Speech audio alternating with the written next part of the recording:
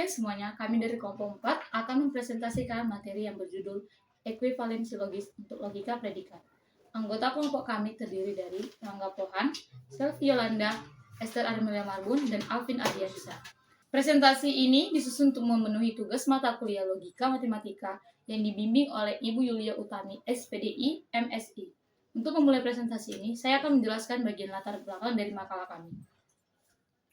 Latar belakang. Logika predikat merupakan alat penting dalam menganalisis argumen kompleks dalam proses berpikir logis dan matematis. Ekuivalensi logis sangat membantu untuk menyederhanakan pernyataan dan membuktikan kebenaran dari suatu argumen. Dalam makalah ini, kami akan membahas rumus-rumus dasar dalam logika predikat, bentuk-bentuk ekuivalensi logis, serta konsep ekualitas yang berkaitan erat dengan kesamaan atau substitusi dalam logika. Saya lanjutkan kepada rekan saya, Yolanda, yang akan menjelaskan rumusan masalah dan tujuan penulisan. Baik, terima kasih Esther. Saya Selvi Yolanda akan melanjutkan penjelasan oleh Esther mengenai rumusan masalah dan tujuan penelitian. Berdasarkan latar belakang tersebut, kami merumuskan beberapa pertanyaan berikut, yaitu apa itu ekuivalen logis dalam logika predikat, apa saja rumus dasar logika predikat, apa bentuk-bentuk ekuivalensi logis, bagaimana konsep ekualitas dijelaskan dalam logika predikat. Adapun tujuan penulisan makalah ini adalah menjelaskan definisi dan rumus dasar ekuivalen logis, menyajikan bentuk-bentuk ekuivalensi logis dan ekualitas, memberikan contoh aplikatif dan pembuktian logika predikat.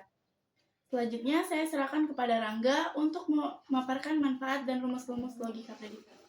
Baik, Selvi, saya Rangga Pohan akan melanjutkan untuk menjelaskan rumus-rumus logika predikat, bentuk-bentuk ekuivalensi logis, dan tabel kebenaran implikasi dan kontraposisi. Di sini rumus-rumus logika predikat yaitu negasi n kuantor universal x px untuk semua x, negasi n kuantor eksistensial px ada setidaknya satu x, negasi n kuantor universal x px berekivalensi logis dengan n kuantor eksistensial x negasi px, dan negasi n kuantor eksistensial px berekivalensi logis dengan universal x negasi px. Implikasinya, P implikasi Q berekivalensi logis dengan negasi P disjungsi Q. Lalu ada distribusi kuantor. Kita masuk ke bentuk-bentuk ekuivalensi logis. Di pernyataan 1, negasi n kuantor universal x px berekivalen dengan n kuantor eksistensial x negasi px. Pernyataan 2, negasi n kuantor eksistensial px berekivalen dengan n kuantor universal x negasi px. Lalu pernyataan ketiga, P implikasi Q berekivalen dengan negasi P disjungsi Q. Pernyataan 4, P implikasi Q berekivalen dengan negasi Q implikasi negasi P. Lalu pernyataan 5, n kuantor universal x P konjungsi Q berekivalen dengan n kuantor universal x P konjungsi n kuantor universal x Q. Lalu untuk pernyataan 6, n kuantor eksistensial x P disjungsi Q berekivalen dengan n kuantor eksistensial P disjungsi n kuantor x P n kuantor eksistensial x Q. Lalu kita masuk ke tabel kebenaran implikasi dan kontraposisi. Di sini P true true false false, Q true false true false, P implikasi Q true false true true. Baik, terima kasih Rangga. Saya akan menjelaskan bagian contoh soal di mana tunjukkan bahwa negasi kuantor universal x px ekuivalen dengan kuantor ekstensial x negasi px. Artinya, tidak semua x memenuhi px, berarti ada x yang tidak memenuhi px. Nah, contoh, jika px, x rajin belajar, maka negasi kuantor universal x px artinya tidak semua siswa rajin belajar, dan ekuivalen dengan kuantor ekstensial x negasi px ada siswa yang tidak rajin belajar. Nah, kesimpulannya terbukti bahwa pernyataan tersebut ekuivalen secara logis.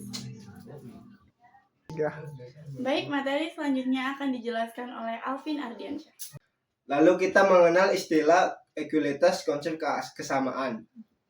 Dalam logika predikat, simbol ekualitas ditulis dengan tanda sama dengan. Dalam 5 sifat penting dalam ekualitas yaitu 1. Refleksi X sama dengan X. 2. Simetris X sama dengan Y. Implikasi Y sama dengan X. transitif Y, X sama dengan Y, dan Y sama dengan Z, implikasi X sama dengan Z. Substitusi X sama dengan Y, dan PX, implikasi PY. 5. Konsistensi logika saat ekualitas digunakan dalam argumen. Kami juga menyajikan contoh soal untuk menjelaskan penerapan. Untuk mengakhiri presentasi ini, saya serahkan kembali kepada Selvi untuk menyampaikan kesimpulan. Baik, terima kasih Alvin. Saya akan menjelaskan kesimpulan mengenai materi tersebut. Sebagai kesimpulannya, dapat kami sampaikan bahwa ekuivalensi logis dan ekuiditas adalah konsep dasar dalam logika formal. Keduanya membantu dalam menyusun argumen yang valid dan membuktikan kebenaran suatu pernyataan. Lalu, penerapan konsep ini sangat luas, tidak hanya dalam matematika, tetapi juga di bidang komputer, kecerdasan buatan AI, dan pemrograman logika. Dengan memahami ekuivalen logis dan ekuiditas, kita dapat berpikir lebih runtut, kritis, dan sistematis dalam menyelesaikan berbagai persoalan logika. Selanjutnya, saya kembalikan kepada Esther. Demikian presentasi dari kelompok 4. Kami mengucapkan terima kasih atas perhatian teman-teman dan ibu dosen. Lebih dan kurang kami minta maaf. Semoga materi yang kami sampaikan bisa bermanfaat bagi kita semua. Selamat siang.